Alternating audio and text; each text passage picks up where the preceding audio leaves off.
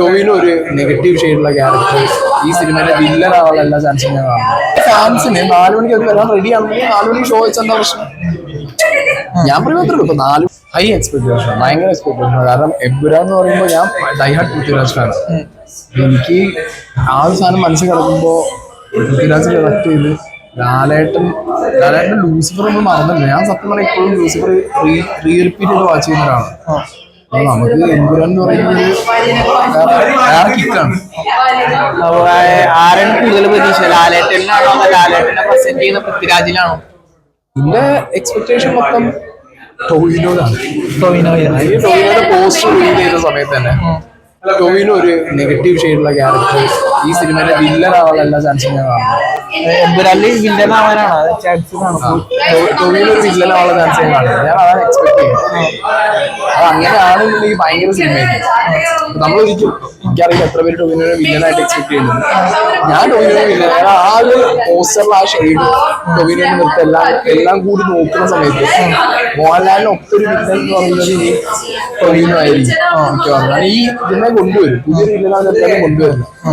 So high chances ആണ്. എനിക്കത് അങ്ങനെ ആണെങ്കിൽ അത് എങ്ങനെയുള്ള അറിയാൻ ഭയങ്കര താല്പര്യം.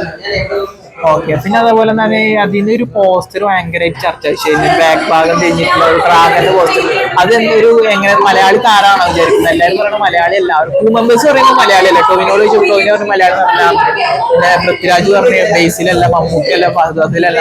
എന്താണ് ആയി വിചാരിക്കുന്നത്? ചിലപ്പോൾ അതിനൊരു ക്യാരക്ടറെ കാണുള്ളൂ. മാർക്കറ്റിംഗ് വേണ്ടിയിട്ടായിരിക്കും. പറയാൻ പറ്റില്ല.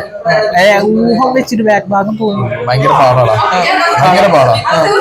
ഇപ്പോ അതേപോലെ തന്നെ ഒരു മലയാളത്തിൽ നിന്ന് അന്യഭാഷകളെ കൂടുതൽ വലിയ പടങ്ങൾ വരുമ്പോൾ 4 മണിക്ക് വെക്കുന്ന ഒരു പ്രവണതയുണ്ട്. 4 മണിക്കാണ് ഷോ വെക്കുക. അത് നല്ലതാണ് ആക്ച്വലി. കാരണം ഫാൻസ് വലിയ സിനിമയ്ക്ക് വലിയ ഫാൻ ഫോളോയിങ് ഉണ്ടാവും. ഈ ഫാൻസിന് 4 മണിക്ക് അത് വരാൻ റെഡി ആണെങ്കിൽ 4 മണിക്ക് ഷോ വെച്ചെന്താ പ്രശ്നം? ഞാൻ പറയുമ്പോൾ ഇപ്പൊ 4 മണിക്ക് ആ ഷോ കാണാൻ ഫാൻസ് റെഡിയാണ്. പൈസ കൊണ്ട് കയറാൻ വരുന്നത് ആ ഷോ വെക്കുന്നതൊന്നും കുഴപ്പമില്ല. എക്സ്ട്രാ ഷോ അല്ലേ?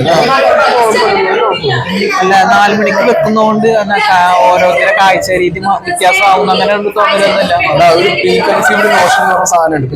എനിക്ക് ഏറ്റവും ഇഷ്ടപ്പെട്ട ആളുടെ ഒരു സിനിമ കാണാനാണല്ലോ 4 മണിക്ക് പോകുന്നത്. അത് ഇഷ്ടം കൊണ്ടാണല്ലോ പോകുന്നത്, 8 കൊണ്ടല്ലല്ലോ.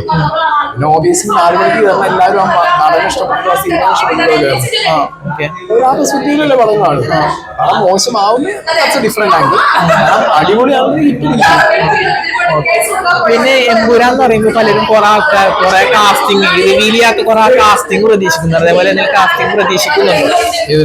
എമ്പുരാനിൽ എന്തെങ്കിലും കാസ്റ്റിംഗ് ഇതുവരെ റിവീൽ ചെയ്യാത്ത ഒരു കാസ്റ്റിംഗ് ഈ നേരത്തെ പറഞ്ഞ പോലെ തന്നെ തിരിഞ്ഞിരിക്കുന്ന ഒരാളുണ്ടല്ലോ, ആരാന്ന് നോക്കണല്ലോ.